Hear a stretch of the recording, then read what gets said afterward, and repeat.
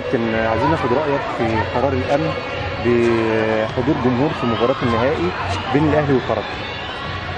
والله ده شيء كويس، يعني خطوه ايجابيه ويا رب ان شاء الله يكون، وان الامن بعد كده يقدر يامن المباريات بعد كده، لاني اعتقد ان ده شيء كويس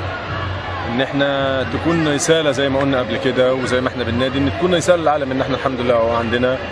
وعندنا جمهور متحضر وعندنا شعب متحضر وان بيحضر ومفيش اي مشكله خالص. احنا اللي خالقين مشكله واحنا اللي مصعبين الامور. اعتقد الامور اسهل من كده، ونتمنى ان شاء الله باذن الله ان هي تكون بدايه لعوده النشاط باذن الله. طب انت شفت الوقفه الاولانيه اللي تمت امام قصر الاتحاديه، هل عملت اي اثر سواء ايجابي او سلبي من وجهه نظرك؟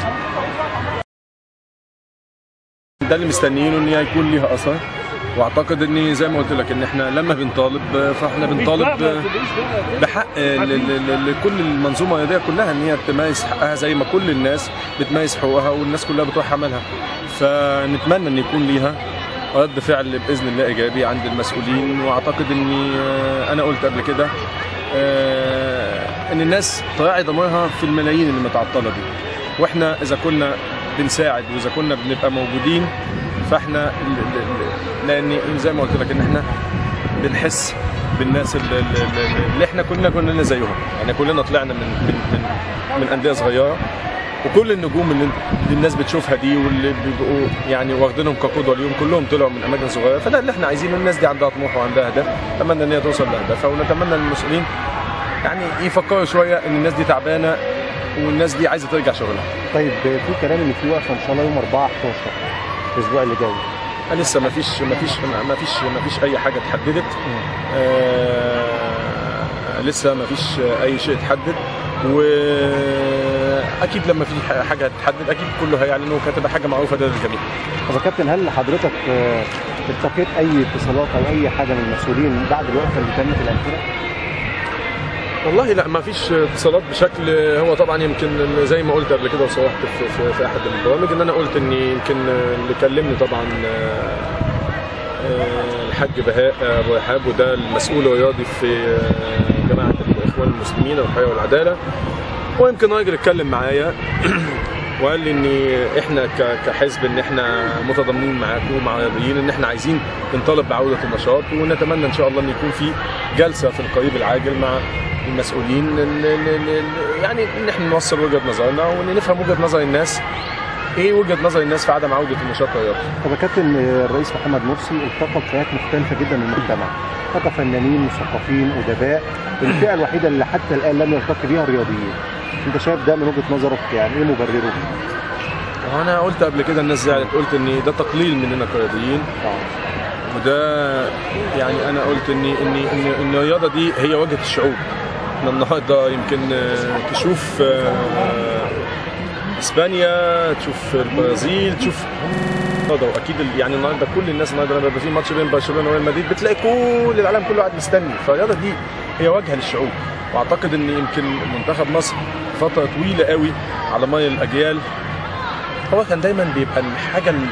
اللي بتسعد الشعب المصري كله بالكامل، الحاجه اللي بيلتف وراها الشعب المصري كله بالكامل هي كره القدم، اللي كانت بتنزل الناس كلها من بيوتها وبتخلي في انتماء لدى الصغيرين قبل الكبار. انك انت لما شفت كنا في 2006 و2008 و2010 وقبل كده 98 مع كابتن الجوهري وقبل كده 90 مع كابتن الجوهري لما راح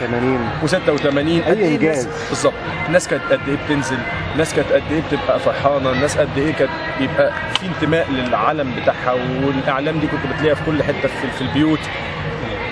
فده ان احنا نتمناه، يعني ان احنا مش عايزين مقابله ولا عايزين ان يكون في اجتماعات مع حد من المسؤولين، احنا عايزين الناس دي قرار ان الناس دي ترجع شغلها تاني. المساله مش مساله ان احنا نتقابل ونقعد ونتكلم او الكلام ده وكده، مش هو ده اللي احنا بنسعى ليه. احنا اللي بنسعى ليه ان احنا يبقى في قرار بعوده النشاط الرياضي، لان انا شايف ان